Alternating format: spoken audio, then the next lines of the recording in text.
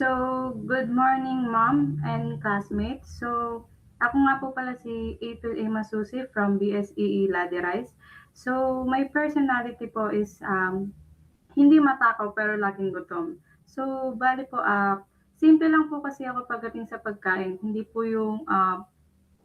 ako yung tipong kain ng sobra. Pero po, ang problema po kasi is pag po nakakaisip po ako ng kung ano-ano o nakakaamoy po ng pagkain, is mabilis po akong magutom. Next po is, tatalakayin ko po yung everyday materials and processes. Nanotechnology improves materials by modifying their structure at the nanoscale. This allows materials to become stronger, lighter, and more durable and more efficient. Today, many everyday products such as uh, electronics, clothing, cosmetics, and vehicles use nanotechnology to enhance their performance and quality. Sinasabi po dito is paano po nakakatulong yung nanotechnology sa pagpapaganda at pagpapalakas po ng materials. From the word itself po, nano means small, di ba po? Kung kaya po, si nanotechnology po is ito po yung pag-manipulate po ng structure sa napakaliit po na scale na yun nga po na tinatawag nga pong nanoscale. Dahil po sa sobra pong liit po ng level is nagiging possible po sa engineering, sa mga scientists, ang properties po ng materials para po mas gumanda po yung performance. Halimbawa po dito is um, yung materials po is maaari po siyang maging matibay, mas magaan po, mas durable, at yun nga po sabi ko kanina is mas efficient sa pag-conduct po ng electricity. Then, maaari din po silang maging effective sa chemical reactions at mas mahusay po sa pag-filter ng maliliit na particles. Yan nga po is, bali po is makikita po natin dito yung ilan sa mga commercial products na currently po is nasa market na related sa nanoscale materials and processes. Next po is, for the pairs is, nanotechnology is used in fabrics to improve their quality and performance. Dito po sa part na to is, tungkol po ito sa paggamit po ng nanotechnology sa fabrics at clothing materials. Sa pamagitan po ng nanoscale additives po at surface treatments is mas nagiging advanced po siya at mas useful po yung mga tela. Halimbawa po dito is ginagamit po yung nanotechnology po sa paggawa po ng personal body armor para po mas maging magaan po. Then pero kaya pa rin po niyang magbigay po ng protection laban po sa impact gaya po ng mga bulletproof vest o anumang pong wearable po na kaya po niyang mag-withstand ng malakas na pressure.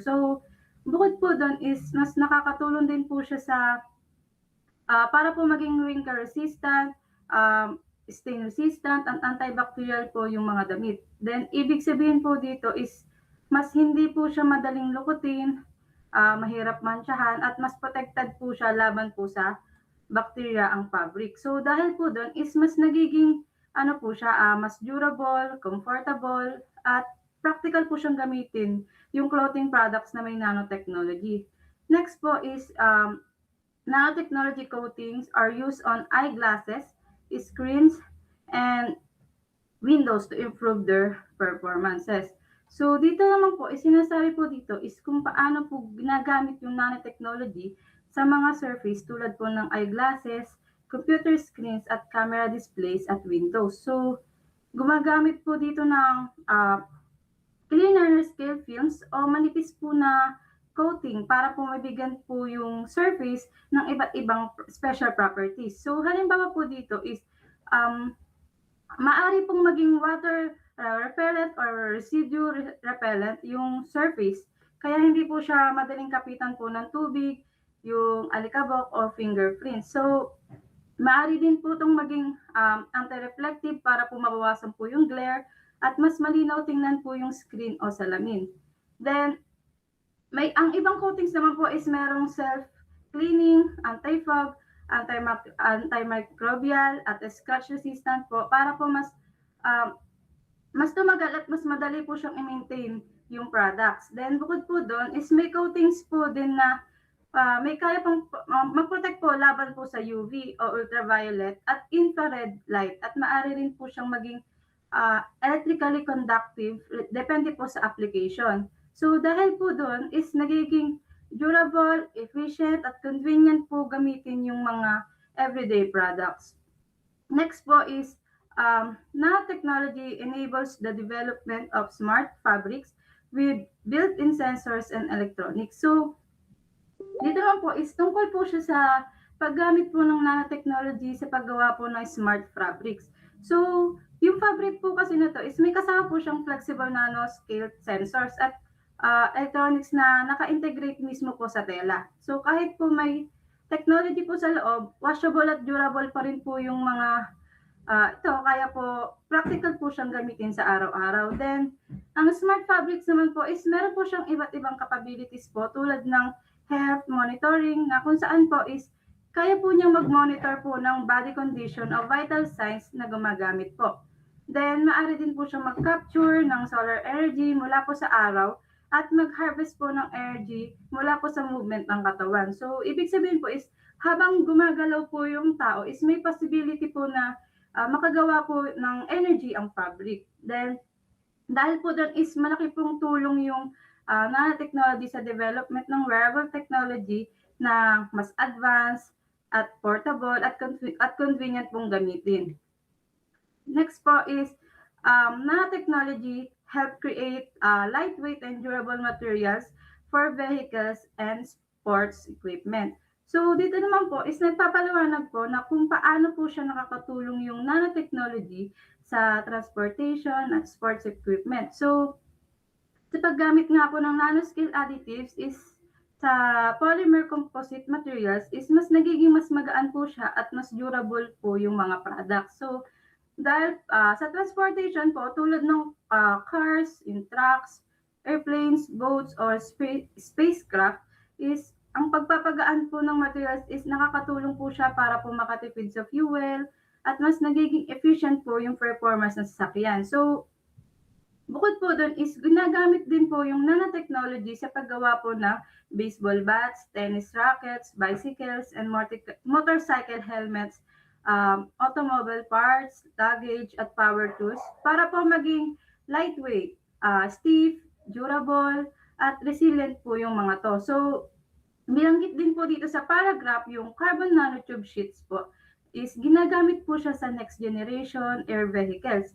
So dahil po nga mas magaan at mahusay po mag-conduct ng electricity ang carbon nanotubes, is ideal po ito para sa electromagnetic shielding at thermal management applications po sa advanced aircraft technology. Next po is polymer silicate nanocomposites are advanced materials with improved strength, heat resistant, and protective properties. So tungkol naman po ito sa polymer silicate nanocomposite is isa po siyang advanced material na gawa po gamit nga po yung nanotechnology. So dahil nga po sa nanoscale structure is nagkakaroon po ito ng improved thermal, mechanical, at barrier properties na kumpara po sa ordinary materials. So ibig sabihin po is mas kaya po nitong mag-handle po ng init, mas matibay at mas mahusay po siya mag-protect laban po sa pagpasok po ng gas, ng moisture or ibang substances. So dahil po doon is ginagamit po yung material na to sa food and beverage containers para po mas panatiling safe po siya at fresh yung laman. So then is ginagamit din po ito sa fuel storage tanks ng aircraft at automobiles during dahil po is durable at reliable po to. Then bukod pa po dito is mahalaga rin po siya sa aerospace components dahil po kailangan sa aerospace industry ang lightweight pero strong materials po. Then pinapakita po ng example nito kung paano po niya ginagamit yung nanotechnology para po makagawa po ng mas advanced at mas high performance po ng materials para po sa iba't ibang industries. Then next po is yung nanobioengineering of enzymes enables the conversion of cellulose from plant waste into ethanol fuel. Cellulosic nanomaterials are are low cost, lightweight, and strong with application in electronics, construction, packaging, energy, healthcare, automotive, and defense industries. So dito naman po is um, tungkol po 'to sa bioengineering of enzymes at cellulosic materials nga po na gamit po yung nanotechnology sa pag-develop nga po ng sustainable energy at advanced pong materials. So sa pamamagitan nga po nitong bioengineering is na-enhance po yung enzymes para po ma-convert nga po yung cellulose mula po sa wood chips, corn stalks at iba pa pong plant-based na meron pong uh, plant-based materials into ethanol na maari pong gamitin nga po natin bilang biofuel. So ibig sabihin nga po nito is nagiging possible na gawing fuel ang mga agricultural waste tulad nga po ng tangkay ng mais at damo. Kaya nakakatulong po ito sa renewable energy production at pag-reduce nga po ng waste. So bukod po dito, yung cellulosic nanomaterials po is meron po siyang malawak na application sa iba't iba pong industry tulad nga po ng electronics, construction, packaging, food, energy, healthcare, automotive at iba pa po. Then isa pa pong advantage po nito is mas mura at mas mura ito kumpara po sa iba po pong nanomaterials is at may mataas pa po siyang strength to weight ratio kaya mas matibay pero magaan. So dahil po dito is very promising po ito para sa mga future technologies na mas sustainable at cost efficient. So next po is uh, nano-engineered materials in automotive products improve vehicle performance, efficiency, and sustainability. So, ang part po nito is tungkol po siya sa paggamit po ng nano-engineered materials sa automotive products para po mapabuti po yung performance, yung efficiency, yung sustainability ng mga sasakyan. So, sa pamamagitan nga po ng nanotechnology is mas nade-develop po yung mga advanced materials na may mataas po na capacity kumpara po sa traditional materials. So halimbawa po nito is yung high power rechargeable battery systems na mas matagal pong maubos at mas mabilis pong mag-charge at thermoelectric materials na tumutulong nga po sa temperature control ng vehicle. So meron din pong tires na may lower rolling resistance para po mas tipid po sa fuel at high efficiency pero low cost sensors. At electronic para po sa mas accurate po at mas reliable na vehicle system. So, dagdag pa po natin dito is yung thin film smart solar panels is maaari po siyang mag-provide po ng additional energy at fuel additives na nagpapababa po ng harmful emissions habang pinapahaba po yung driving range. Then, ipinapakita din po dito kung paano po nakakatulong yung nanotechnology sa paggawa po ng mas efficient, eco-friendly, at modern na vehicles. So next po is yung nanostructured ceramic coatings are much tougher or more wear resistant than conventional coatings used in machine parts. So dito naman po is tungkol naman po siya sa nanostructured ceramic coatings at nanotechnology-enabled lubricants na ginagamit para po mapabuti po yung durability at performance po ng machine parts. So sa tulong nga po ng nanotechnology is mas nagiging matibay po siya at mas wear resistant nga po yung ceramic coatings kumpara nga po sa sinabi ko kanina sa na traditional coatings na ginagamit nga po sa industrial application. So ibig sabihin nga po is mas kaya po nitong labanan po yung mga friction, yung gasgas at damage sa mga moving parts po ng makina.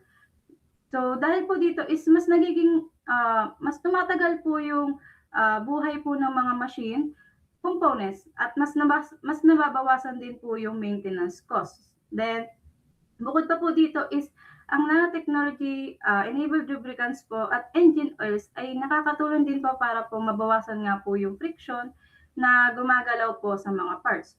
So ang result po nito is mas nagiging smooth po yung operation at mas tumatagal po yung gamit ng mga kagamitan po mula sa power tools hanggang sa malaking industrial machinery. So next naman po is nanoparticles are used in catalysis to speed up chemical reactions while reducing the amount of catalyst needed.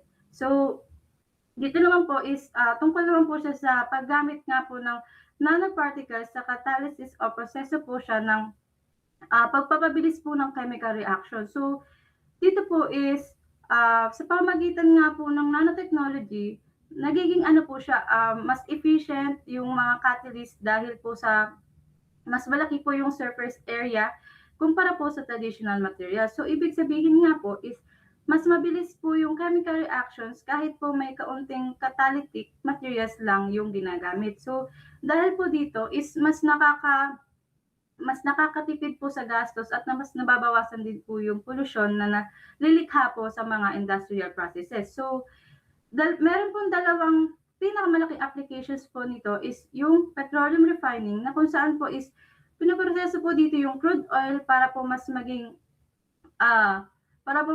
usable fuels at sa automotive catalytic converters po na tumutulong po magbawas ng harmful emission mula po sa sasakyan.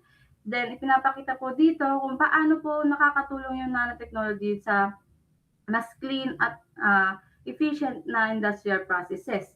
So, next po is nano-engineered materials are widely used in modern household products to improve cleaning efficiency, protection, and indoor air quality in everyday living. So, dito naman po is ginagamit nga po sa mga household products para po mapabuti po yung cleaning, yung protection, at po yung environmental safety. So, sa pamamagitan nga po ng nanotechnology is mas nagiging effective at mas advanced po yung mga ordinaryong gamit sa bahay.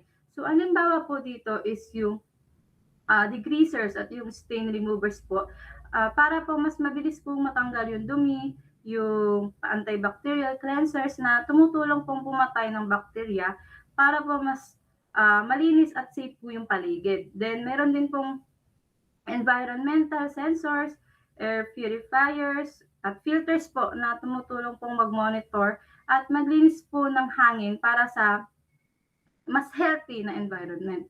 Then bukod po dito is ginagamit din po yung nanotechnology sa pag-specialize po ng paints at sealing products tulad po nga ng self-cleaning house paints na hindi po madali siyang kapitan at kapitan po ng dumi at marka.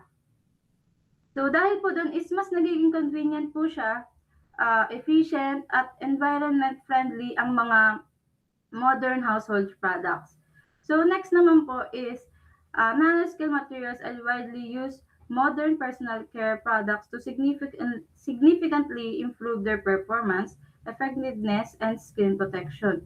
So dito naman po, is tungkol nga po siya sa nanoscale materials sa mga personal care products para po mapaganda po yung performance. So sa pamagitan nga po ng nanotechnology is mas nagiging effective at mas user-friendly yung mga skincare at cosmetic products na ginagamit po natin sa araw-araw.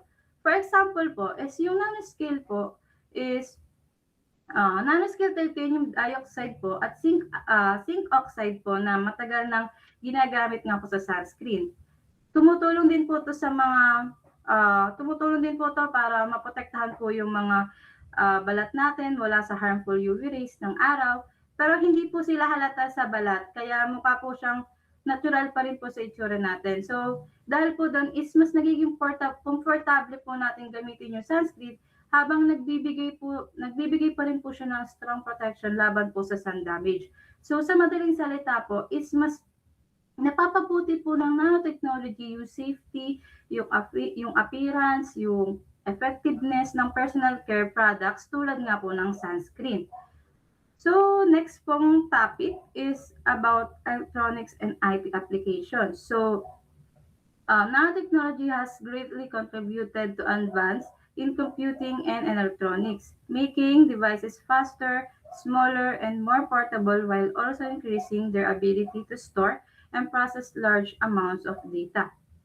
So, dito naman po, is tungkol naman po siya sa malaking ambag po ng nanotechnology sa pag-compute at electronics. So, dahil nga po sa nanotechnology is mas napapabilis po siya, napapaliit, at mas nagiging portable po yung mga electronics device na ginagamit po natin ngayon habang kaya rin po nitong mag-store at mag-handle po ng mas malaking amount of data.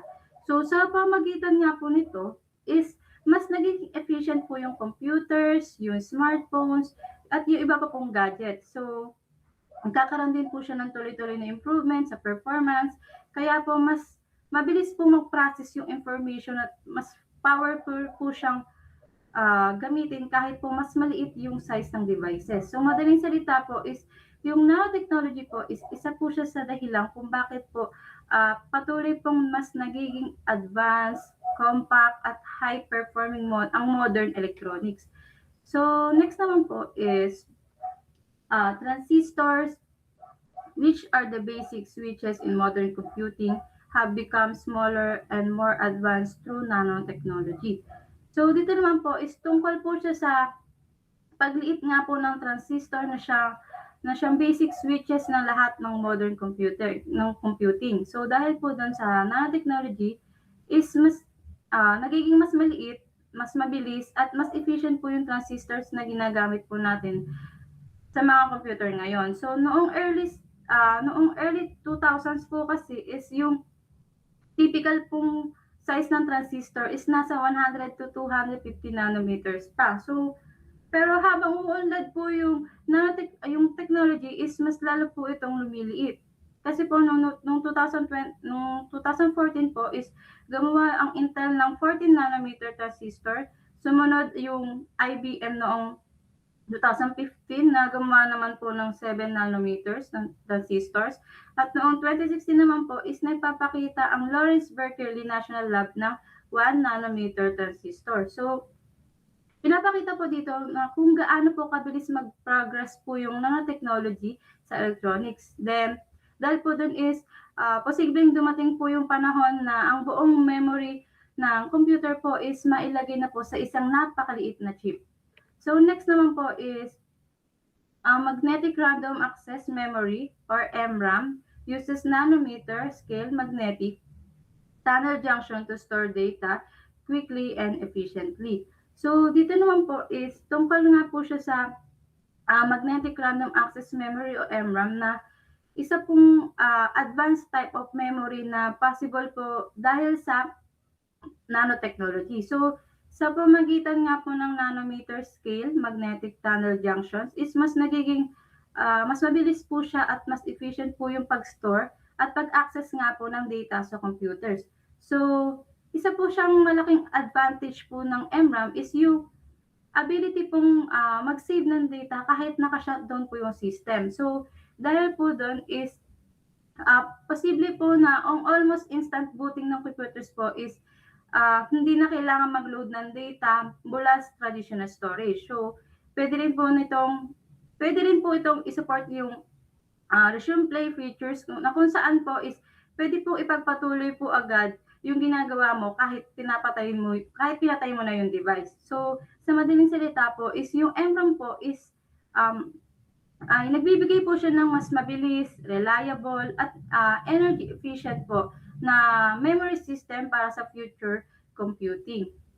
So next naman po is ultra high definition displays and televisions and now use quantum dots to produce more vibrant and accurate colors while also improving energy efficiency.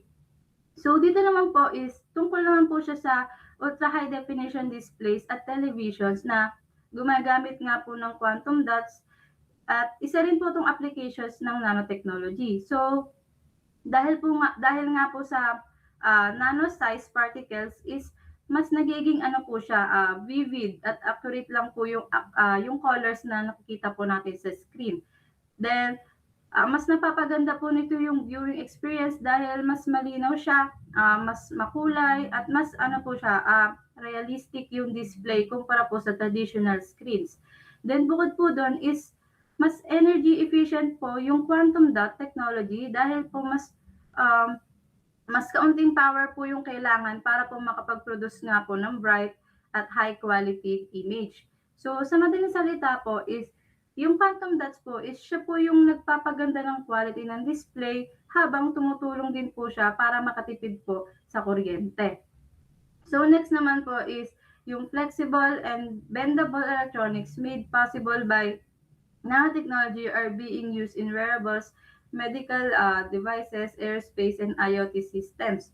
So dito naman po is tungkol naman po siya sa flexible at bendable electronics na nagiging possible po dahil sa nanotechnology. So dahil po doon, sa paggamit nga po ng nanomaterials po is mas nagiging possible po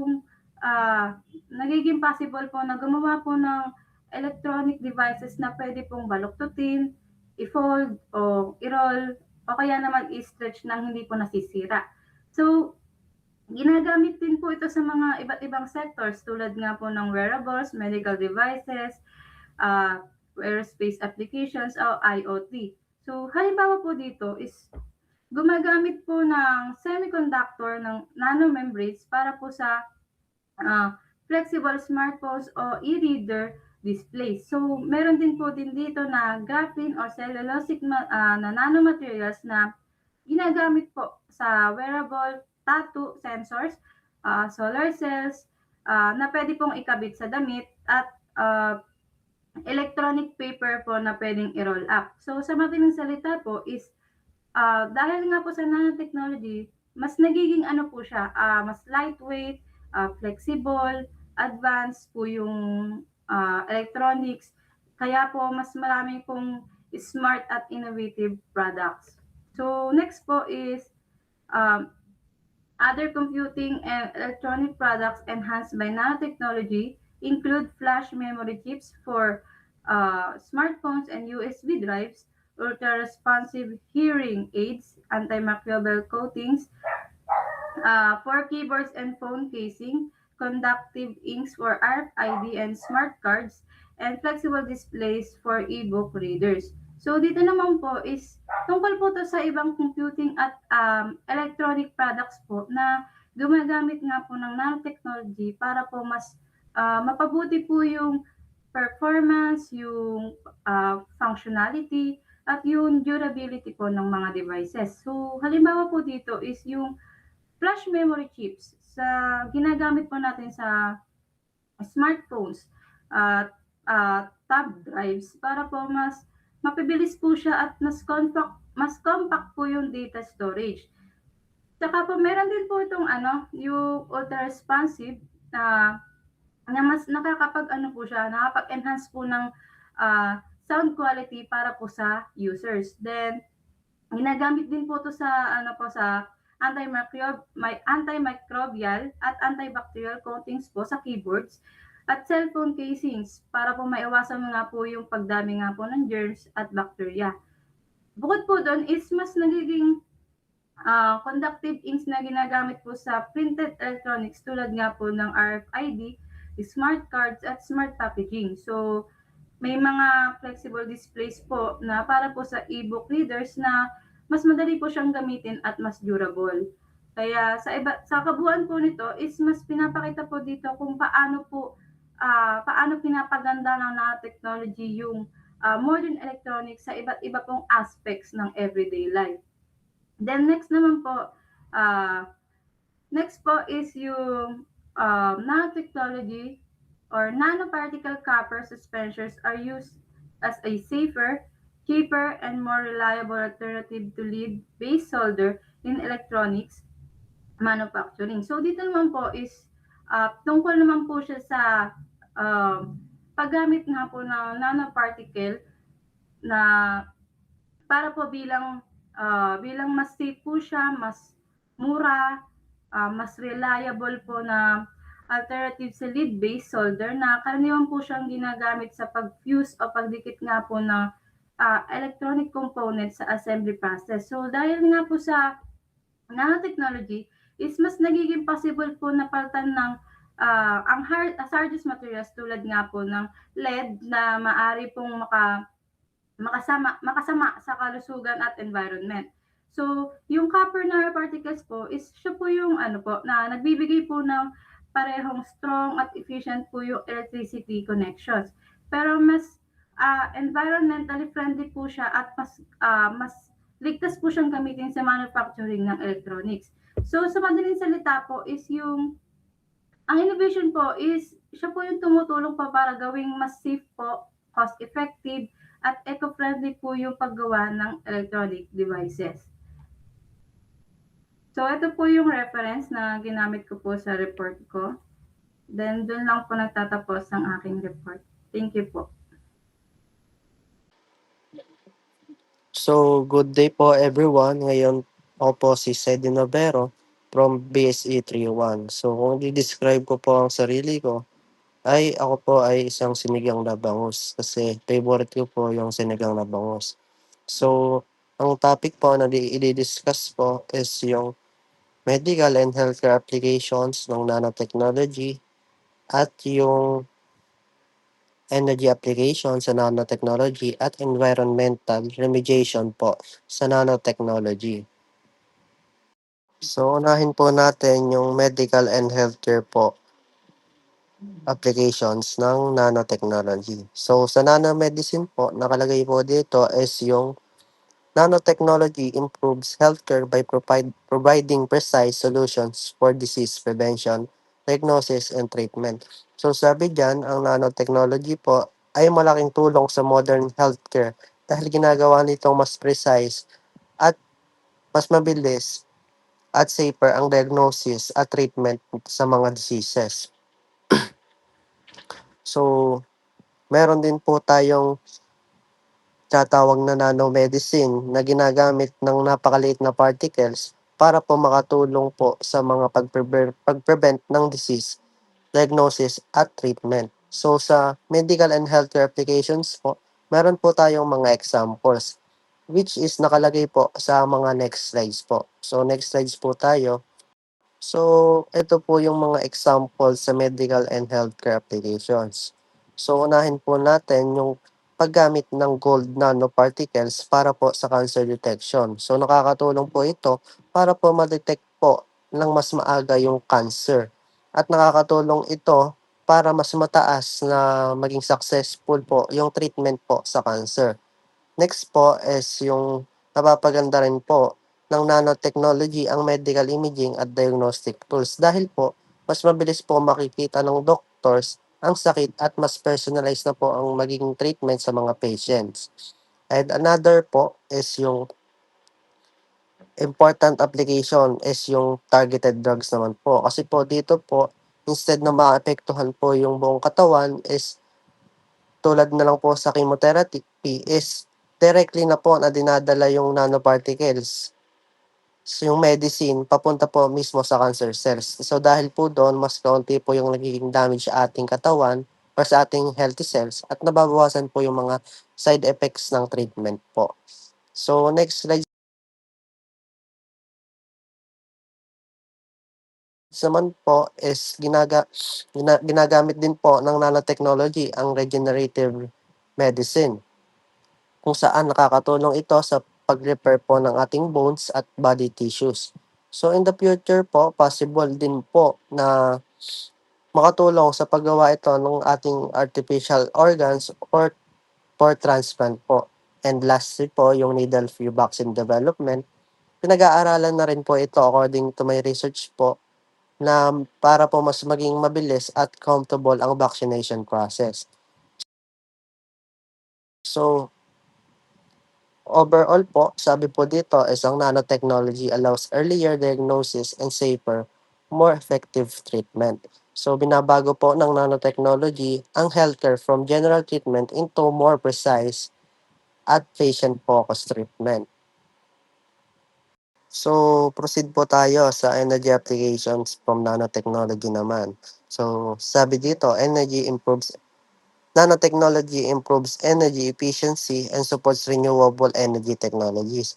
So, habang tumataas po yung demand sa energy, ginagamit po ang nanotechnology para gumawa po ng mas malinis, efficient at sustainable energy system. So, one of the example po is yung nanotechnology-based solar panels. So, mas lightweight po ito, flexible at efficient compared po sa traditional na solar panels. So, sabi nga ng sa ibang researchers po, ay in the future is possible na po na magkaroon ng painted na solar panels. And then ginagamit din po sa nanotechnology yung better batteries na mas mabilis mag-charge, mas matagal malobat, at mas mataas po ang energy storage. So, another innovation din po is yung carbon nanotube wires. Mas mababa po yung resistance ng mga wires at mas kaunti po yung energy loss during electricity transmission. And ginagamit din po ang nanotechnology sa wind turbines para po gumawa ng stronger at lighter windmill blades na kaya mag-produce ng mas maraming electricity. Aside from that po is ang researchers po ay nagde-develop ng wearable technologies na kayang gumawa ng electricity gamit ang body heat movement at friction. Overall po, ang nanotechnology ay tumutulong gumawa ng cleaner, smarter, and more sustainable energy systems. Para po magkaroon tayo ng smarter energy systems habang gumagawa po tayo ng hakbang para mabawasan ang pollution at energy waste. Proceed po tayo dito sa last topic, which is yung environmental remediation. So, sabi dito, environmental protection using nanotechnology naman. So, tumutulong ito para ma-detect at ma-remove po yung pollutants in water, air, and soil. So, malaking tulong ito, no? Kasi natutulungan niyang ma-detect yung mga pollutants sa ating environment.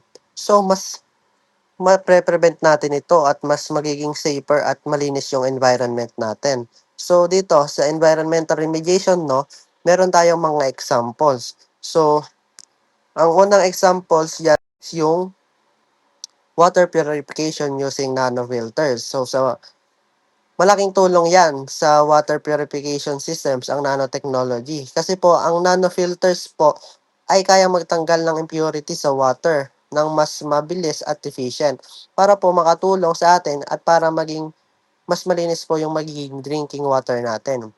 So, meron naman po tayong nanopore membranes na ginagamit po sa desalination or conversion ng seawater into fresh water ng mas efficient. At sa oil spills naman po, ang scientist po is nagde-develop ng nanofabric materials para po sumipsip ng malaking amount ng langis at mas mabilis po ang ating clean up operation kumpara sa traditional way. And then po sa nanofilters naman po, nakakatulong po ang nanotechnology dahil po ang nanofilters po ay nagtatrap ng harmful particles, no? Para po sa air habang ang nanosensors naman po ay kayang ma-detect po yung mga toxic chemicals ng accurate.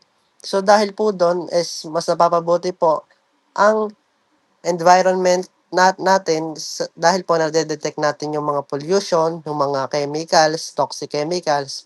So overall po, ang nanotechnology ay tumutulong para po mag-create ng safer at mas malinis na environment.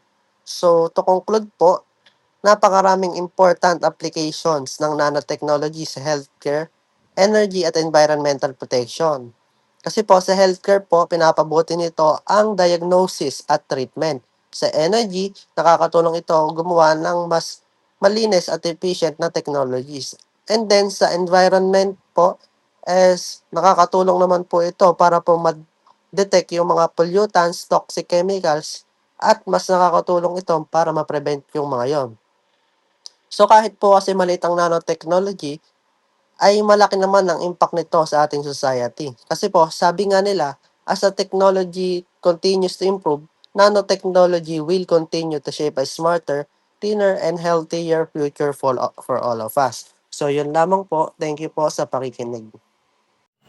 So, good day everyone. I'm Dale Balmage Ariel and di-describe ko po sarili ko as good energy. So, bakit po good energy? So, simple lang po yung dahilan kasi gusto ko po na positive lang po tayo sa buhay. And kahit po na may pinagdadaanan o problema is nakangiti pa rin po tayo. Kumbaga para tayong resilient. So, next na po tayo. So, ano nga ba, bago tayo magsimula is, ano nga ba muna yung nanotechnology? So, ang topic po natin ngayon is Future Transportation Benefits of Nanotechnology. Sa ang itatakil natin is ano nga bang epekto ng nanotechnology sa mga future transportation natin. So, di-discuss lang po natin yung 1 to 5 na yan. So, unang-una na dyan is ang benefit ng nanotechnology is mas pinapagaan at mas pinapalakas yung vehicle natin or sabihin na natin pinapatibay. So, syempre, ang natutulong ng nanotechnology is mas lumiliit or mas nako-compress yung mga pyesa ng sasakyan natin. So, hindi ibig sabihin na kapag lumiit is hindi na matibay. Kumbaga is kabaliktaran pa nga siya. So, kapag mas gumagamit tayo ng nanotechnology is mas nagiging matibay pa siya. So, syempre, kapag mas maliit yung pyesa is mas magaan yung sasakyan, mas nakakatipid tayo sa gasolina or mga fuel natin na ginagamit. So, mas nagiging efficient siya. So, next po tayo. So, dito naman po tayo sa improved vehicle performance. So, hindi lang pinapagaan. So, nag-i-improve din yung performance ng mga sasakyan natin. So, ano bang nakalagay dyan? So, nanotechnology enhance the overall performance of vehicles. So, alam niyo yung mga sasakyan nung sinauna na mabagal pa yung takbo, sabay mausok pa. So, dahil sa nanotechnology is tinutulungan yung mga sasakyan natin mas maging efficient yung takbo at mas nagiging maganda yung takbo niya. So, kumbaga mas mabilis. So, it helps engine parts work more efficiently. So, yun nga, tulad lang din ang sinabi ko is nag-i-improve na yung performance. So, para mas maintindihan is ang example ko dyan is yung mga nano engine oil na naimbento para mas maging smooth yung sasakyan natin at less maintenance na lang siya. So, yun yung nagawa or na-discover through nanotechnology na naka-help sa mga future transportation natin. Isa sa mga benefits ng nanotechnology sa transportation is mas pinapatalino yung mga transportation infrastructure natin. So, bakit? Nanotechnology help create smarter roads, bridge, and transport system. Pinapakita lang dyan na, kunwari, sa mga traffic lights, di ba, mas namamaximize or mas yung tawag sa ganong term, mas nagiging efficient or mas nagiging maganda yung daloy ng traffic, kunwari sa ano kasi sa mga ganyang intersection is may mga sensors na ginagamit para ma-detect kung alin yung mas marami sasakyan. So kapag kunwari dito sa way na to, dito mas maraming sasakyan is yun yung magiging priority ng mga traffic lights para padaanin na. So, para hindi na mag-cause ng traffic at maipon yung mga sasakyan. Siyempre, mas nagiging safety kapag ganun ang nangyayari. So, mas namamanage yung traffic. So, dyan naman sa can use smart sensor to detect damage or traffic problems early. May mga ginagamit ding mga sensors yung mga namamahalan ng traffic na kung saan mas mabilis nilang nalalaman kung alin yung problema sa transportation natin. So kapag gumamit ng nanotechnology is, di ba sinabi ko na kanina na mas nagiging matibay at long lasting yung mga equipment na ginagamit dyan. So, syempre, ang pinakamahalaga sa benefits ng nanotechnology sa future transportation natin is mas na-enhance yung safety. So, bakit nga ba na-enhance yung safety? So, syempre, dahil sa nanotechnology is mas pinapatibay yung materials at at mas nagiging impact resistant. So, for example, kapag may aksidenteng nangyari is mas kayang ma-receive yung damage sa insidente ng mga sasakyan. So, mas nagiging safe tayo dahil doon. So, isa pang dahilan kung bakit mas nakakatulong ang nanotechnology is sa mga braking system at yung kapit ng gulong natin. So, nakakatulong din yung nanotechnology dyan. So, paano naging safe siya? Kunwari, syempre, kapag mas makapit yung preno natin at yung gulong natin sa mga sasakyan is mas nagiging safe tayo, mas nagkakaroon tayo ng control sa mga sasakyan natin. So, ano pang nakalagay dyan? Smart nanosensors can detect problem early and help prevent accidents. So, may new discovery ang nanotechnology sa mga sasakyan. Ang example ko dito is yung mga engine light natin. Alam naman natin na sa mga sasakyan is kapag umilaw yon is para siyang warning na may problema yung sasakyan natin na nade-detect through sensor. So, pinapaalam ng vehicle na may problema. Kaya, mas nalalaman natin ng maaga is kaya nating ipaayos yon. So, nagiging safety tayo dahil doon. So, nanotechnology is very important also in space transportation natin. So, makes spacecraft lighter but stronger. So, tulad lang din ng description ko kanina sa mga vehicle natin is ang nanotechnology is pinapagaan nito yung mga pyesa ng mga spacecraft natin. So, syempre kapag gumaan yung pyesa is mas matibay din siya. Improves fuel efficiency. So, tulad lang din ng sinabi ko kanina, kapag nagiging mas magaan yung mga materials na ginagamit, mas nakakatipid sa gasolina. Enhance durability of spacecraft.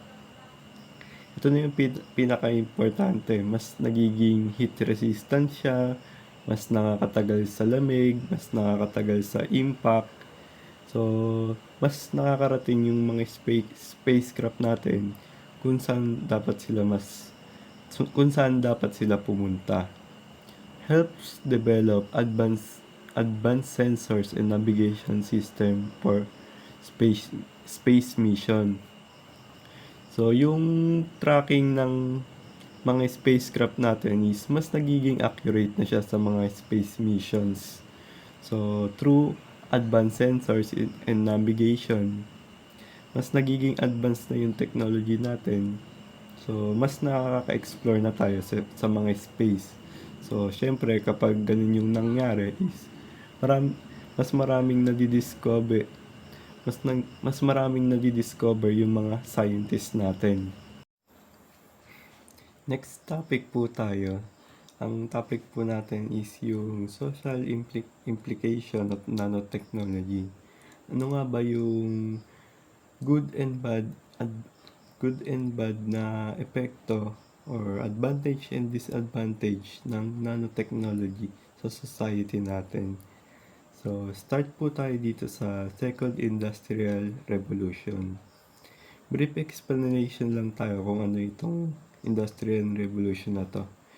So, isipin nyo na lang nung First Industrial Revolution is wala pa tayong technology dito. Kumbaga, mano-mano pa lang yung mga trabaho or ginagawa natin. So, dito sa Second Industrial Revolution is nagbago yung industry.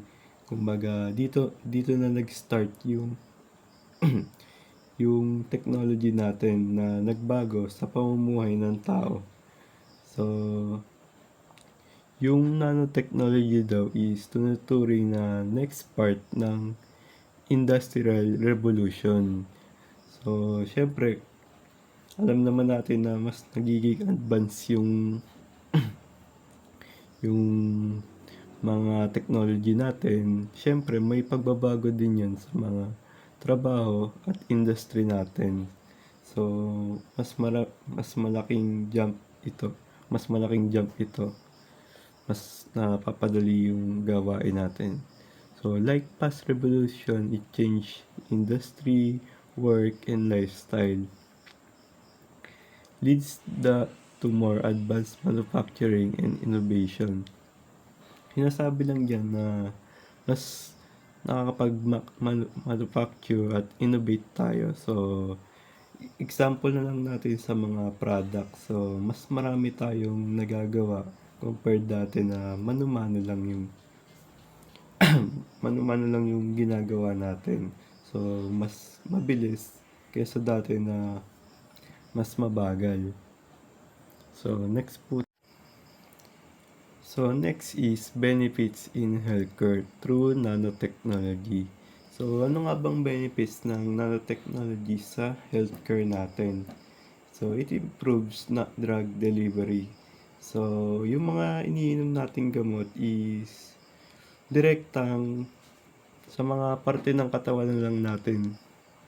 Kunwari, yung mga may sakit tayo sa puso is direktang sa puso na lang yung magiging epekto ng mga gamot natin. So, wala nang maladamay na ibang parte ng katawan. So, it helps in early disease detection. So, through smart nanosensors and advanced sensors or yung mga technology na or device na ginagamit natin sa mga ospital is mas maaga nating nalalaman kung may sakit ba tayo o hindi. So, syempre kapag mas maaga nating nalalaman is mas naagapan natin yung mga sakit natin. So, hindi na natin nahihintay na lumala pa. So, mas naagapan na agad. Supports development of nanomedicine. So, yung mga nanomedicine kasi is pinapalit din yung mga gamot natin at mas nagiging effective siya.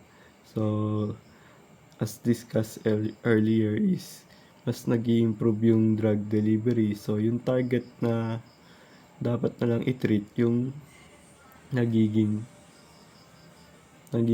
epekto niya. So, it makes treatment more effective and less invasive. So, ibig sabihin lang invasive is yung hindi na siya kumakalat pa. So, mas nagiging epektibo yung mga gamot na nagagawa ng nanotechnology.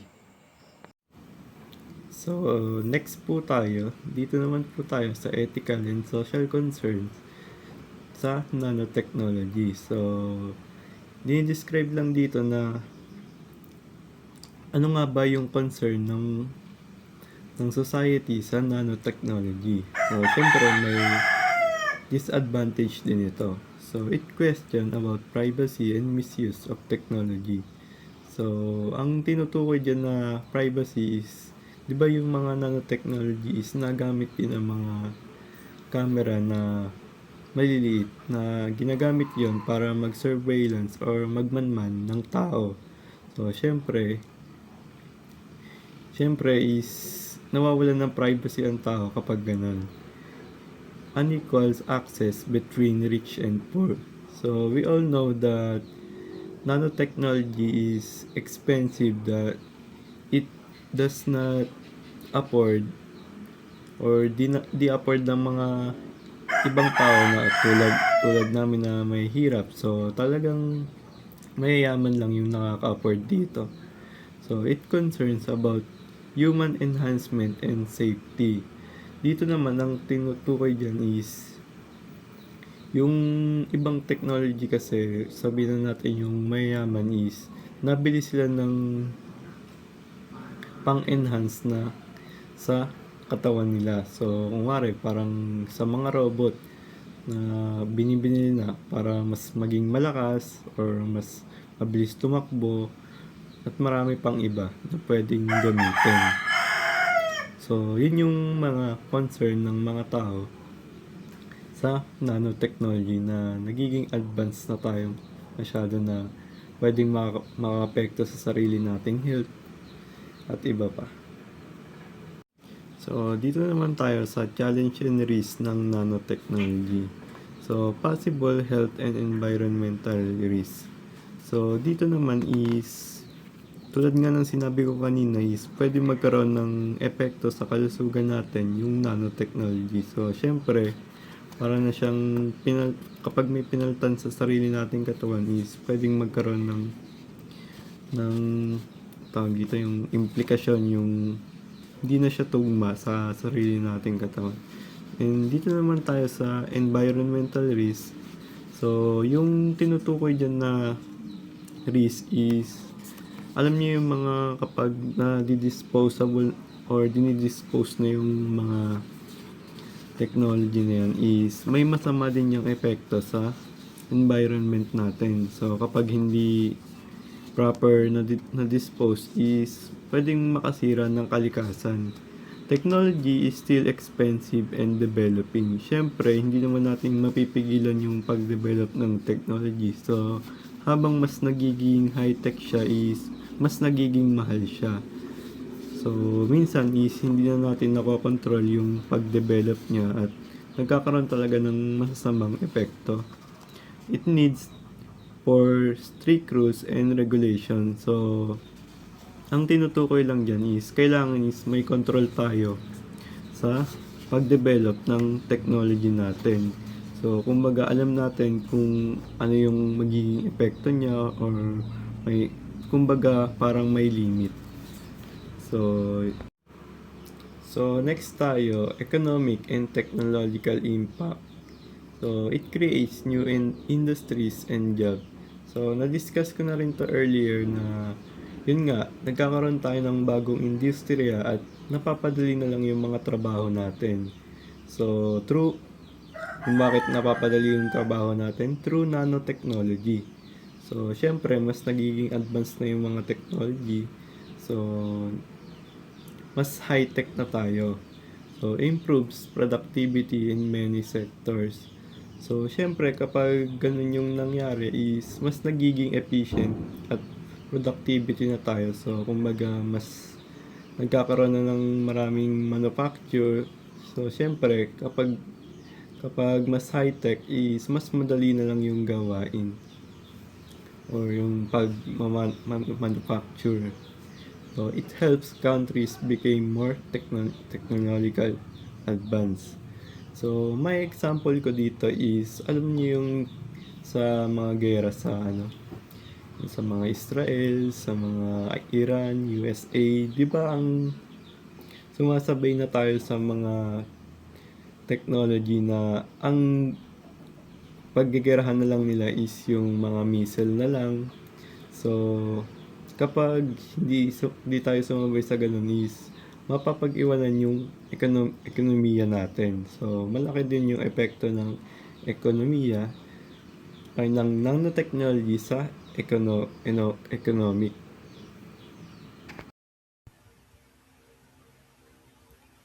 So, ayan. Hello everyone. Ako si Ross Jaire Emanemonde.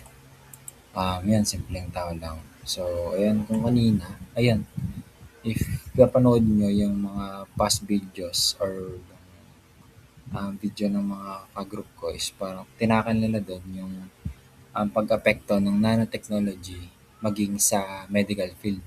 So ngayon, pag-aaralan natin yung isang naging epekto ng nanotherapy sa medical field. So, pag-aaralan ngayon natin is yung tinatawag na gene therapy. So, ano nga ba yung gene therapy?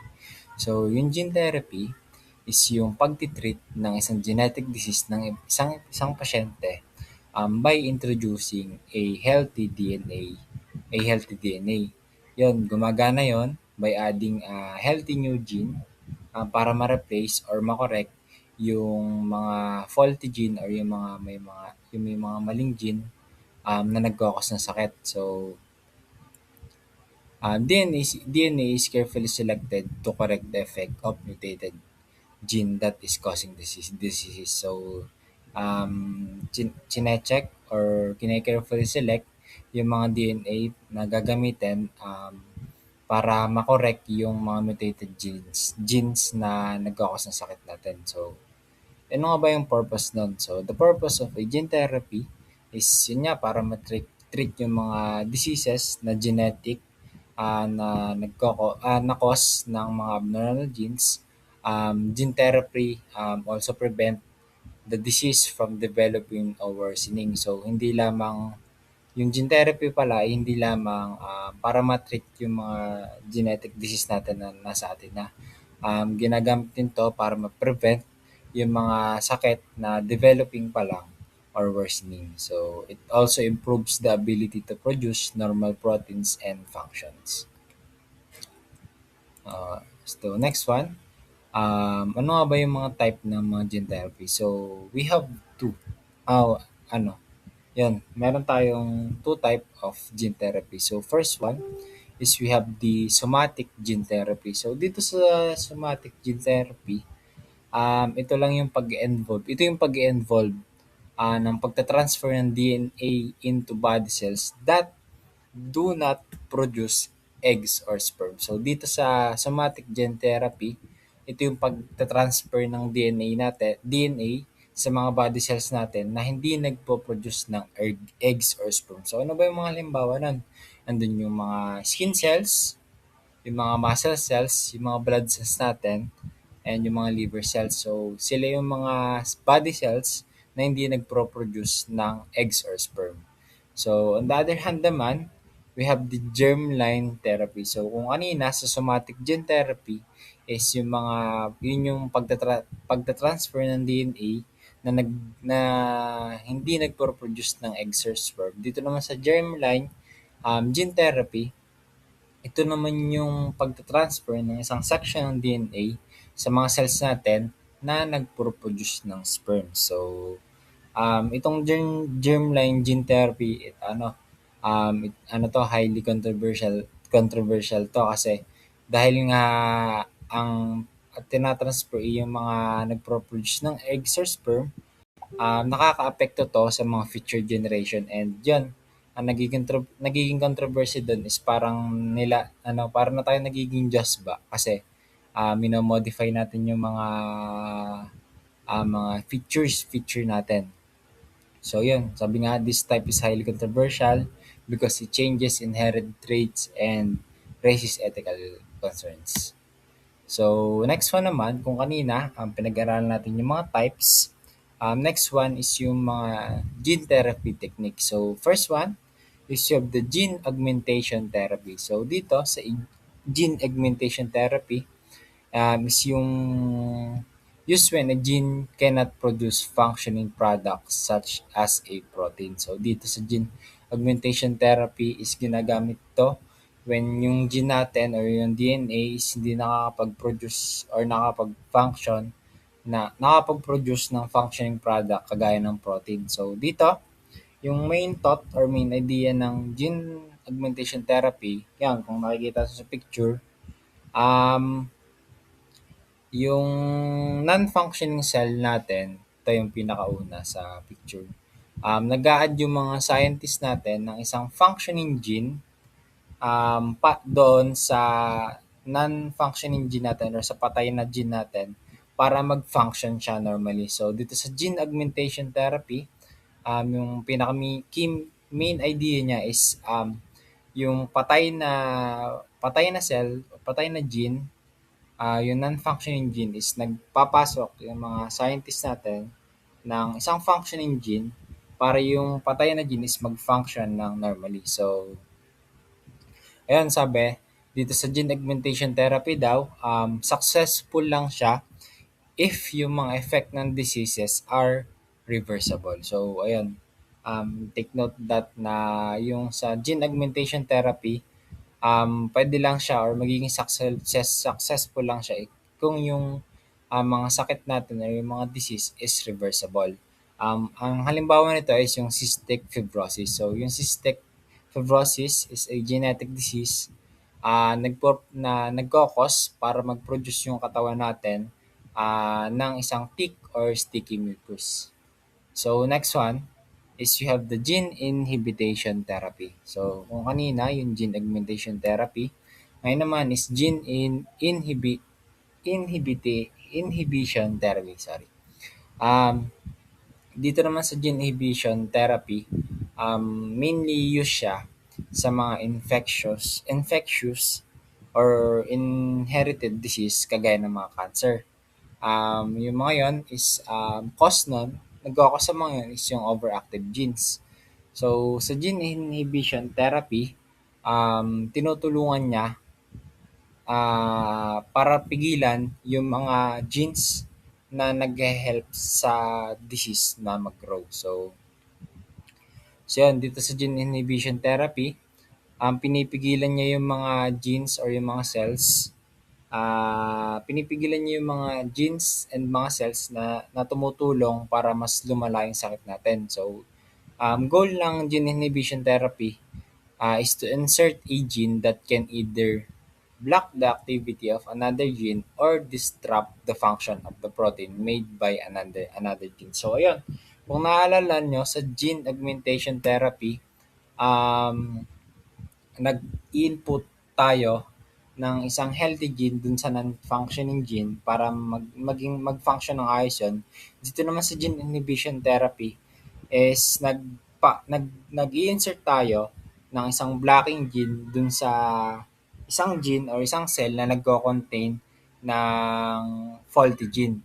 And ang ginagawa ng blocking gene na in-insert natin is mapigilan or ma-block yung activity ng gene na yun or ma-disrupt yung function of the protein made by another gene. So, an example nun is yung cancer.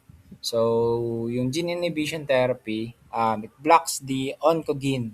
Yung oncogene is yung gene na nagkakos ng excessive cell growth para mapaslow or ma-stop yung tumor growth natin. So next one is the killing of specific cells. So dito, yung killing of specific cells is mainly used siya para matreat yung cancer and similar diseases. So um, yung main goal niya is selectively destroy the harmful or diseased cells while keeping the healthy cells safe.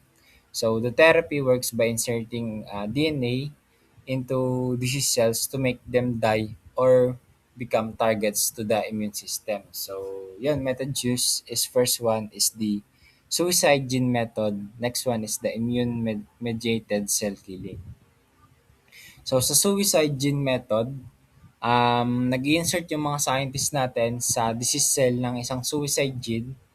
And yung gene na yun is magpo-produce ng toxic substance or enzyme um, inside dun sa targeted cell.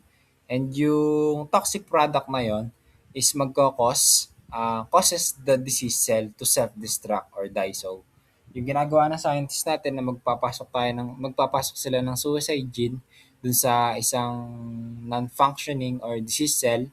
And yung ginagawa ng suicide gene na yun is pupunta siya dun sa mag-insert siya ng toxic substance dun sa targeted cell na yon and magpo-produce and magkakos ng yung and and the toxic product causes the disease cell to self-destruct or die. So, yun yung method na yun is nakakatulong para ma-reduce or ma-eliminate yung harmful cells, especially na lang yung mga cancer cells. Yun, ang example nga nun is yung cancer cells receive the suicide gene causing them to produce a harmful substance that kills them from the inside cell. So, ayan, alalahanin nyo yan. Yung suicide gene is magpapasok yung scientist natin ng isang suicide gene sa cell and yung suicide gene na yun is magpo-produce yun ng harmful substance para mapatay yung disease cell na yun from the inside. So, next one na killing of specific cells method is yung tinatawag na immune-mediated cell killing. So, dito sa immune-mediated cell killing is yung DNA is inserted sa disease cell ulit and to make them produce special protein or marker. So, ayun. These markers act like warning signals that helps the body immune system to recognize the disease cells. Once detected, immune cells attack and destroy the harmful cells. This method uses the body's natural defense system to fight diseases. So, if naalala nyo sa suicide gene method is magpapasok tayo ng suicide gene dun sa disease cell para yun yung magpo-produce ng toxic substance para siya yung papatay sa disease cell na yun or faulty cell na yan. Dito naman sa immune-mediated cell killing is gagamitin niya yung natural defense system ng katawan natin. Kasi 'di ba, meron tayong immune system and yung ginagawa ng immune system is once makadetect siya ng abnormality sa katawan natin is pupuntahan niya yun and sila yung papatay doon. And yun yung ginagamit ng immune-mediated cell killing na method. Yung DNA is inserted dun sa disease cell natin. Mag-insert yung mga scientists ng DNA sa disease cell para makapag-produce yun ng special proteins or yung special proteins na yun ay tinatawag na markers. And yung mga markers na yun nga yung mag-a-act as warning signals para matulungan yung own immune body system natin ma-recognize yung disease cell. So, ayun, example nun, cancer cells are modified to display markers allowing immune cells to identify and destroy them more effectively. So, ayun, yung pinaka-main pagkakaiba lang is yung sa suicide gene method is mag-insert yung scientist natin sa disease cell or sa faulty genes. And yung suicide gene na yon is magpo-produce ng toxic substance para patayin yung disease cell na yun from the inside or mag-self-destruct. Dito naman sa immune-mediated cell killing is magpapasok tayo ng DNA para mag-produce yung disease cell na yon ng mga special proteins or markers na tinatawag and once na ma-detect yung mga markers na yun ng immune system natin is ang tatrabaho na ng pagpatay or pagtanggal sa disease cell na yun is yung mga immune system natin. So, ito, sa killing of specific cells, so ito yung sa suicide gene, yung disease cell, if nakikita nyo, yung disease cell, magpapasok tayo doon ng suicide gene and yung suicide gene will po-produce ng toxic substance para mapatay totally yung disease or faulty genes. While dito naman sa isa, is ito yung disease cell, magpapasok ng marker gene and yung marker gene na yun is maglalabas siya ng protein para ma-detect ng mga immune system natin and atakihin niya yung mark cell na yon or yung or faulty gene na yon para mamatay siya. Ayan, yun lamang po. Thank you po. So, good morning po. Pangalan ko po ay Daniel M. Pabilona and kaya po tahimik ang nilagay ko po since tahimik po ako simula dati pa po. So, ang topic po na napunta sa akin is how is DNA transfer done? So, makikita po natin dito na dito po natin malalaman kung paano nga ba natatransfer ang DNA and hindi siya yung basta-bastang ita-transfer lang pero meron siyang mga processes na kailangan nating tignan. So, una is yung sinabing packaging kung saan yung section ng DNA na nagko-contain ng instruction is napapackage inside the vector. So, pag sinabi nating vector, ito yung parang, ayun na nga, yung parang magiging package. Usually, it could be virus, bacterium, or plasmid. Ito yung mga ginagamit natin para matransfer natin yung mga gusto nating i-transfer sa cells. For example, yung mga instructions like yung genes na makakatulong para makabuo ng protein. So, ang DNA transfer in gene therapy is usually nag-i-start by selecting a healthy gene to produce a useful protein kung saan yun nga ay na-place inside sa vector kung saan commonly is minomodify nga yung virus as vectors because yung virus is naturally nag-enter sa human cells. Then, yung vector na nag-carry ng new gene into the patient's target cells and once na inside na yon sa cell is i-deliver yon sa nucleus. So, doon na nga mangyayari yung normal machinery ng cell para i-read yung bagong gene para makapag-produce ng correct protein. So, itong protein ay magre-result for treatment and to correct the genetic disorder. So, next is, yan, makikita natin, ito yung in-explain ko kanina kung saan yung new gene na gusto nating i-include inside the vector is ipapasok natin, in example, the virus vector, kung saan magbabind iyon sa cell, then ipapackage yon, dadaan sa cytoplasm, and pupunta sa nucleus. So once na nasa nucleus, didikit siya doon and i-release niya yung gene na gusto nating i-inject. So, meron din tayong mga challenges sa gene therapy. So, first is yung pag-deliver ng gene to the right place and yung pag-switch on doon. So, makikita natin na unang-una pa lamang kailangang ma-reach ng gene, yung bago nating gene, yung correct na target cell. So, if ever na na-deliver ito sa wrong cell, pwede itong maging ineffective or maging harmful pa. So, even after na ma-reach yung right cell, kailangan na properly ma-activate pa ito. So, hindi lang yung basta na-deliver, pero kailangan properly siyang ma-activate. Or, yung cell ay pwedeng mag-shutdown due to the unusual activities. So, second is yung avoiding the immune response. So, alam naman natin na yung immune response natin is nagpa-fight ng foreign invaders, yung immune system natin.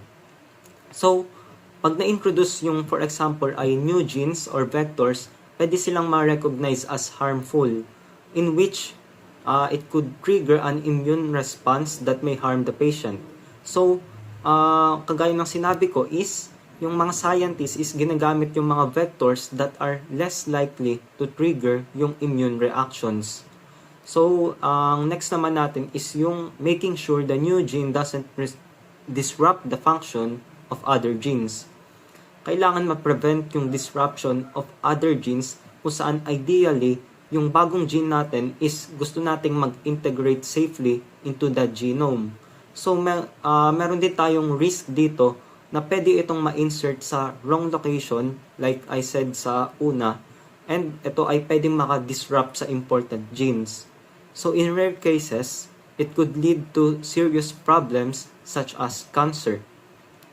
So, next is the cost of gene therapy. Alam naman natin na yung cost and accessibility pagdating dito is challenge talaga. Since, first of all, is maraming may target genetic disorders na rare. Unang-una pa lang is yung mga tao na merong genetic disorders ay hindi natin madalas na nakikita. So, hindi rin natin ito madalas na nai-study or nagagawan ng solusyon para matignan kung ano nga ba yung pwede nating gawin para mapuksa yung challenges. Kaya yung mga treatment kadalasan nagre-require ng personalized na approach. And lastly, malalaman din talaga natin na yung gene therapy ay magiging sobrang expensive. That's why karamihan ng merong genetic disorders is hindi nakakakuha ng cure or aid sa mga hospital dahil unang-una pa lang kinakailangan din ng trabaho ng mga practitioners na responsible para sa pagtitreat. So kinakailangan din nila ng pera, and since dahil nga sa rarity ng mga disorders na ito, nagre-result talaga para maging expensive yung mga gene therapy. So, ang next natin is understanding gene therapy. Ito yung last slide. So, what is gene therapy? It is inserting into a person's cell to treat a particular disease or at the cellular level. So, gene therapy is a medical technique na nag-aim para i-treat or i-prevent yung mga diseases by modifying a person's genes. Ayun yun in a nutshell. So, gumagana siya by replacing a faulty gene with a healthy one, or by adding a new gene to help yung body function properly. So, nagana siya, kagaya ng sinabi ko, yung virus is kadalasang ginagamit. So, ito ay ginagamit as delivery tools because sila nga ay naturally good at inserting genetic material into cells. And yung mga scientists is humahanap sila ng paraan para i-modify yung viruses na ito so that hindi sila magkakos ng disease. So kagaya ng virus na meron tayong iba't ibang example ng virus na pwedeng gawing example like bacteriophage. So yung bacteriophage is parang siyang tower na makikita mo actually sa kahit saan, since yung bacteriophages is kalat sa ating mundo. Ang issue na makikita doon is hindi talaga siya yung virus na makikita mo as negative pagdating sa tao. So, if you think about it, yung mga bacteriophages is actually helpful pa. Dahil ito yung mga tinitira lamang yung mga bacterias. So, hindi siya nagiging hadlang para sa iba't ibang living organisms unlike the bacterias. So, once the healthy gene is delivered, the cell begins producing the correct protein and i-help nito para i-treat yung condition at its source. So, although it is still developing, yung gene therapy is nag-o-offer pa rin ng hope para makapag-treat ng iba't ibang genetic diseases that currently have no cure. So, hanggang doon lang po yung aking report. So magandang umaga po sa inyo lahat. Ako nga po pala si Eliza May Orencia from BSE 3 Laderize, and you can call me Lai na lang po. And kulot na hindi salot po yung motto ko, since alam naman po ng mga kaibigan ko kung gaano ako kabait at ka-impluwensya sa kanila. And anyways po, yung report ko po is about using stem cell for gene therapy. So ano nga ba yung stem cell and ano yung function niya sa katawan natin? So first is, yung stem cell ay parang master cell sa katawan natin kasi kaya niyang gumawa ng mga bagay na kailangan para sa paglaki ng katawan natin. Dito sa picture, makikita nyo na yung cell pwedeng maging iba't ibang klase ng cell sa katawan, and nagsisimula sila sa blastosis. Habang nade-develop, pwede silang maging blood cells, muscle cell, nerve cells, skin cells, at iba pa. Parang stem cell yung all-around o master cell kasi kaya niyang mag-transform sa kung ano yung kinakailangan ng katawan natin. Kaya importante siya sa pag-grow, pag-repair, tsaka pagpapalit ng mga damaged cell. Tinatawag din tong special cell kasi kaya niyang dumami o gumawa ng copies. And pwede rin siya maging iba't ibang klase ng cell sa katawan. And yun nga, tumutulong siya sa pag-repair. So, sa next slide is, what is gene therapy naman? So, itong gene therapy naman is ginagamit para sa sakit na galing sa may problemang genes. So, ginagawa to at inaayos o pinapalitan yung sirang gene para gumana ulit ng maayos yung katawan. Yung gene kasi parang ano siya, instruction ng katawan natin para makagawa ng proteins na kailangan para maging healthy tayo. And kapag sira yung gene, pwedeng mali o kulang yung magawang protein, kaya nagkakasakit yung isang tao. So, nagkakaroon ng genetic disease kapag may pagbabago o sira sa gene na yun, kaya hindi ito gumagana ng maayos o mali yung protein na nagawa nito. So, pwedeng ipinanganak yung isang tao na may ganitong gene or pwede ring na-develop habang tumatanda. So, next is, how does gene therapy work? So, dito naman may tatlong paraan para gumana yung gene therapy. So, first is yung gene addition o nilalagay na bagong working gene yung cell para makagawa sila ng sapat na protein. Next is yung gene editing. Gumagamit naman ng tools tulad ng CRISPR para ayusin mismo yung sirang gene. Parang nag-edit lang ba para maging okay ulit yung function nito. Next is yung gene silencing. Dito naman tina-turn off o pinapatigil yung gene na nagdudulot ng sakit o kaya hindi maayos yung paggana. So, itong therapy, tinutulungan niya yung katawan na makagawa ulit ng tamang protein para mabawasan o magamot yung sakit. Usually sa gene therapy, one-time treatment lang to na tumutulong sa katawan na makagawa ulit ng tamang protein para gumana na maayos ang katawan and mabawasan yung sintomas ng sakit.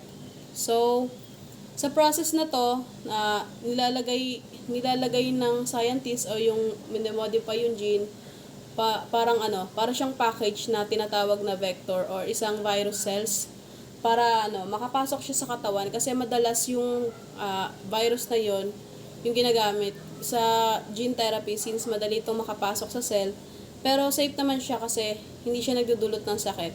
Minsan naman diretso nang nilalagay yung gene cell sa laboratory. Then, sa ibang treatment, kumukuha muna sila ng blood stem cells sa pasyente tapos inaayos yung gene bago ibalik sa katawan. So, may iba rin na ini-inject or ini-infuse diretso yung gene sa katawan gamit yung pinaka-vector. Ito naman sa next slides, about sa articles. So, dito naman, pag-usapan natin yung about sa gene therapy na ginagamitan ng stem cell. So, bakit nga ba malaking tulong yung stem cell sa gene therapy? So, una is kaya niya mag-self-renew ng stem cells. So, ibig sabihin, kaya nilang gumawa ng copies ng sarili nila, kagaya nung nabanggit ko kanina. And dahil dito, nababawasan na yung need na paulit-ulit na gene therapy treatment. So, next, yung hematopoietic stem cell or tinatawag na HSC. Isa sa pinaka-ideal na gamitin sa gene therapy since madali silang makuha sa blood and bone marrow o umbilical cord. Tapos, mas madali rin silang i-identify at ihiwalay. Kumpara sa ibang stem cell, bukod doon, pwede silang i-guide sa laboratory para maging specific types ng cells bago inject doon sa patients. Meron din tinatawag na myoblasts. Effective sila sa mga muscle treatment naman. Kasi mabilis silang dumikit at sumama sa muscle fiber, kaya maganda gamitin kapag muscle tissues yung target na gamutin sa process na to. Dito naman ginagamit yung pag-inject into muscle fiber. And sunod naman is yung neural stem cells na pwedeng makatulong sa treatment o gliomas o brain tumors. Delikado yung gliomas kasi kumakalat sila sa healthy brain tissues, and ang ginagawa ng scientists, minomodify nila yung neural stem cells para ma-activate yung gamot na kaya pumatay sa tumor cells. So, sa study na ginawa sa dito, sa tulong nito, natutulungan na mapaliit yung malaking tumor within 2 weeks lang. Meron din naman tayong embryonic stem cells. Mas mataas yung ability nilang mag-self-renew kumpara sa adult stem cells. Kaya possible na mas pangmatagal yung effect ng treatment at hindi na kailangan paulit-ulit na therapy. And sa overall naman na yun, parehong may advantage at challenges ang adult at embryonic cells. Pero yung naniniwala yung researchers na mas malaki yung potential nilang makatulong sa paggamot ng iba't ibang disease gamit ang gene therapy. So, dito sa next slide is pag-uusapan naman natin yung list of pros of gene therapy. So, first dito is yung gene therapy provides hope for those who may not have had any in the past. So, sinasabi dito na yung gene therapy, nagbibigay daw ito ng pag-asa sa mga taong halos wala ng ibang treatment options. So, halimbawa, may mga batang ipinanganak na may genetic condition o sakit na galing sa genes. So, madalas, hirap gamutin yung mga to. Minsan umaabot na sa point na nalalagay na sa peligro yung buhay ng bata. Pero dahil sa gene therapy, possible na maayos yung sakit and mabawasan yung epekto ng sakit. Kaya nagkakaroon ng chance na mas sumaba o gumanda yung buhay nila. So, example ko dito is, kapag ka mayroong pregnant, kapag nakita nila na may genetic disorder yung baby sa loob pa lang ng tiyan habang pinagbubuntis, yung gene therapy pwede nilang maging option para maisalba pa yung bata or maligtas and maayos yung gene. Kasi usually may mga case na yung mother mas pinipiling ipalaglag na lang yung baby kesa mahirapan sila pareho. So, next naman is number 2. Gene therapy could change the perspective that people have about disease. So, nababago rin ito yung pananaw natin tungkol sa disease. Maraming sakit palang may connection sa genes natin. Kaya kapag naayos yung problem sa gene o napaltan, yung mga faulty cells, possible na mabawasan o mawala yung sakit, pain tsaka discomfort na pwedeng maranasan ng patient. Kaya kapag malaking bagay na rin to kasi hindi lang ito yung tinutulungan gamutin yung sakit, nagbibigay rin to ng magandang quality of life sa tao. Next is yung number 3. Gene therapy could offer the potential of new discoveries. So, ibig sabihin, pwede ditong magbukas ng bagong discovery sa medicine tsaka sa science. Kapag mas marami tayong successful treatment mas maraming pagkakataon na parang makakagawa ng bagong research and ideas na makakatulong sa future. May mga tao naman na nagsasabing parang playing God to, pero yung totoo, goal lang naman ng gene therapy is tulungan yung taong may sakit para mas humaba at gumanda yung buhay nila. So, next is 4. Bukod doon, no, sinasabi din na yung gene therapy could be used in different ways to improve life. So, hindi lang isang sakit yung pwedeng matulungan ng gene therapy. And sa ngayon, focus nito yung genetic diseases. Pero habang gumaganda yung technology, possible rin na ito yung makatulong sa ibang problems tulad ng infertility, vision problems, tsaka hearing issues. At syempre, meron din mga chronic pain. Kaya malaking potential talaga yung gene therapy para maging makakatulong siya pagdating sa healthcare na pwede nitong mapabuti. So, next is yung sa 5. Gene therapy does not apply to human treatment option. So, ibig sabihin naman nito na yung gene therapy daw, hindi lang pala to sa tao ginagamit. So, pwede rin itong makatulong sa ibang living things tulad ng plants, animals. And halimbawa naman ito is pwedeng gamitin yung technology para makagawa ng crafts na mas kaya makapag-survive kahit pabago-bago yung climate. And pwede rin itong makatulong sa pag-ayos ng genetic problem sa animals at paggawa ng mas healthy na pagkain at mas magandang harvest. Yung magandang example ko naman dito is yung sa GMO na kagaya na nabanggit nung nakaraan and nabanggit ni Mr. Maglalang and Mr. Fumiyaki. And meron din naman tinatawag na grafting. So, ito yung magiging example ko ngayon. Yung grafting na plant, para ka lang na nag-edit or nagmo-modify ng plant like dito sa picture kung makikita nyo.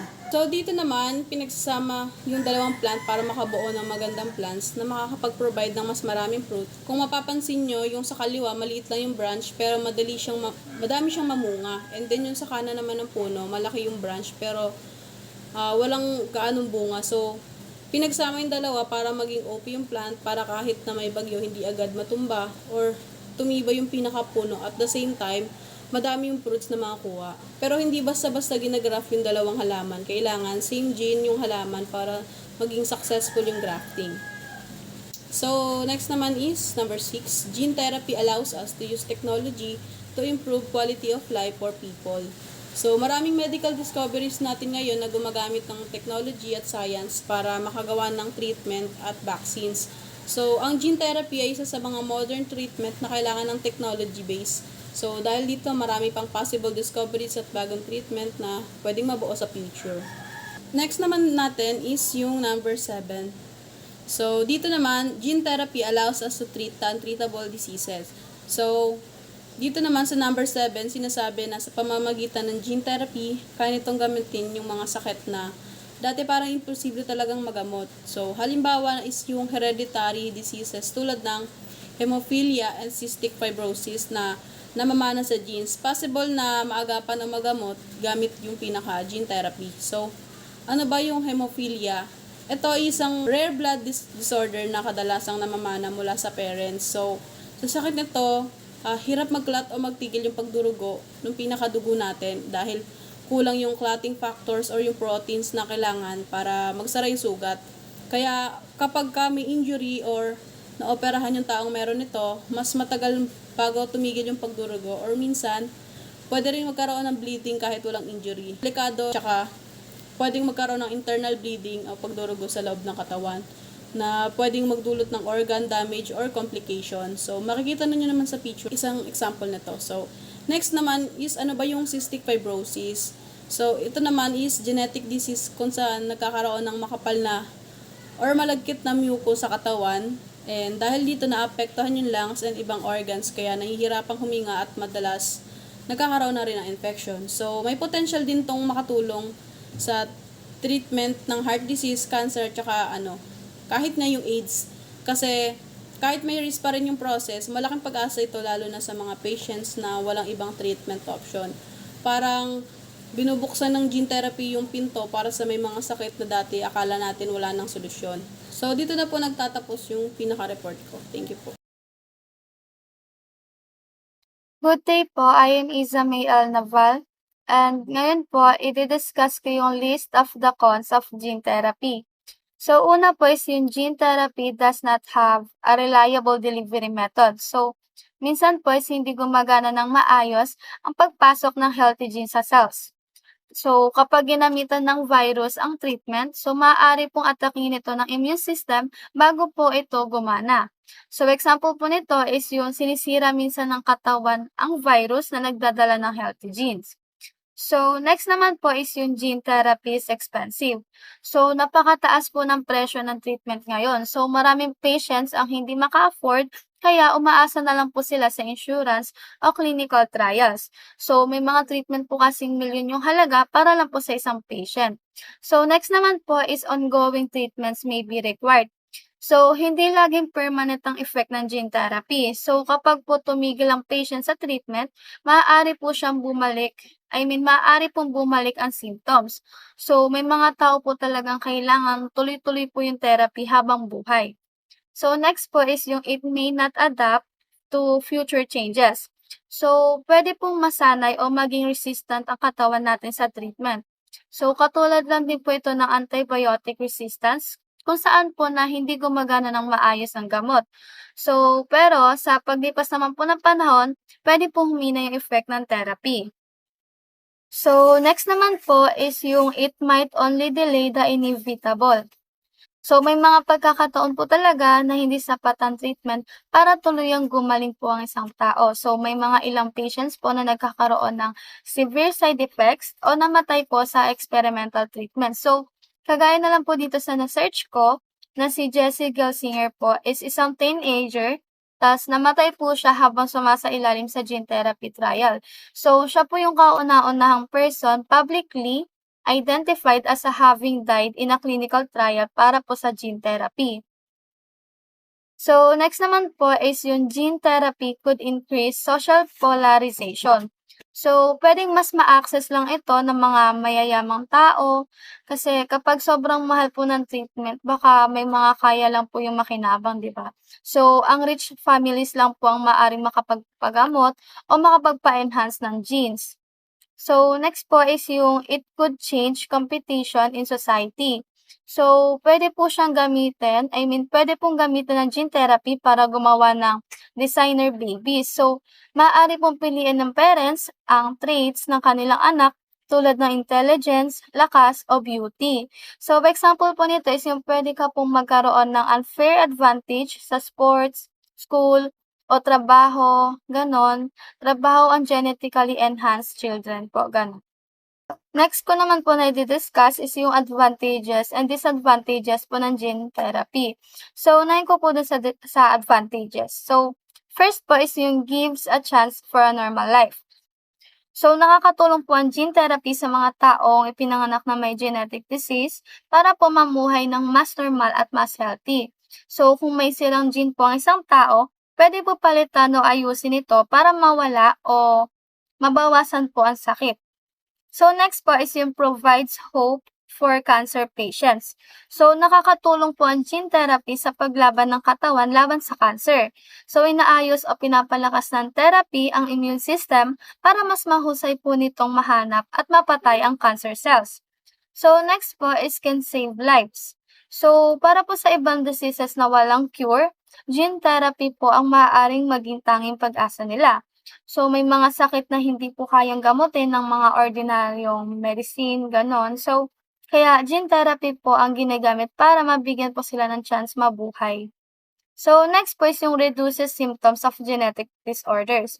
So, nakakabawas po ito ng symptoms ng mga inherited diseases. So, kahit po hindi totally gumaling, pwede po bumuti ang pakiramdam at quality of life ng pasyente. So, lastly po is yung supports future medical advances. So, nakakatulong po ang gene therapy research para po makagawa ng mga advanced na treatment sa future. So, habang mas maraming studies, mas marami ring disease ang maaaring magamot. So, next naman po is yung disadvantages of gene therapy. So, una po is yung ethical and moral issues. So, may mga tao po na naniniwalang mali or delikado po ang pagbabago ng human genes. So, iniisip po kasi ng iba na baka nakikialam sa nature ang tao o sobra na ang control sa genetics. So, next naman po is yung high cost of treatment. So, napakamahal po kasi ng gene therapy. So, hindi po lahat ng tao kayang bayaran ng treatment dahil umaabot po ito sa daan-daang libo o milyon po yung halaga. So, next naman po is yung risk of increased abortions. So, pwede po siyang gamitin, pwedeng gamitin ang genetic testing habang buntis pa lang. So, kapag nalaman ng parents na may genetic disease ang baby, so may ibang pinipiling ipa-abort o ipa-abort po yung pinagbubuntis nila, gano'n. So, next naman po is possible misuse in cosmetic industry. So, pwedeng gamitin ang gene therapy para sa beauty enhancement imbes na paggamot ng sakit. So, baka po kasi gamitin ito para magmukhang bata, gumanda, o gumaling ang katawan kahit hindi naman may sakit. Ayun, kahit wala naman pong sakit, 'di ba? So, next po is uncertain long-term effects. So, hindi pa alam lahat ng long-term effects ng gene therapy. Dahil po, bago pa lang po ang technology, may possibility po na magkaroon ng possible po na magkaroon po ng unexpected side effects sa future. So, yun lang po yung report ko. Thank you.